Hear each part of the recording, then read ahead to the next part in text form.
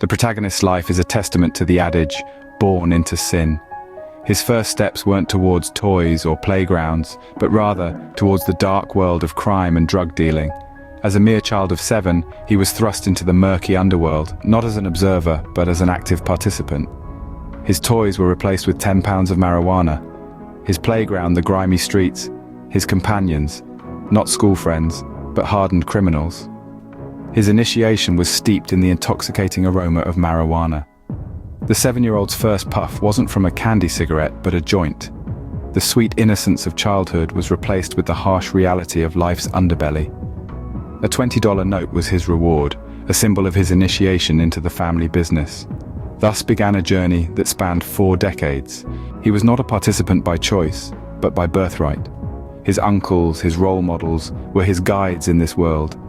He didn't have the luxury of refusal, the privilege of choice. He was a child, a pawn in the game of crime.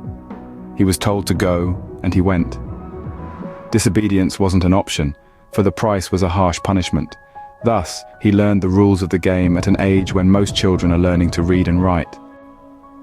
The protagonist's life was a constant journey into the heart of darkness. He was no longer a child, but a player in the game of crime. He was not a student, but a dealer. His education was not in schools, but in the grimy streets, the dark alleyways, the hidden corners of the underworld. He was not a dreamer, but a survivor. His life was a lesson in survival, a lesson in resilience. He learned that choice is a luxury that not everyone can afford. He learned that survival often means playing the game, even if the game is rigged. He learned that life is not always about what you want, but about what you have to do. In the end, the protagonist's life is a stark reminder of the harsh realities that many face.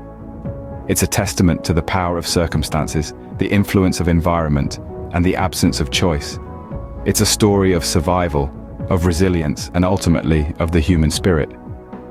It's a story that forces us to question our own choices, our own circumstances, and our own paths.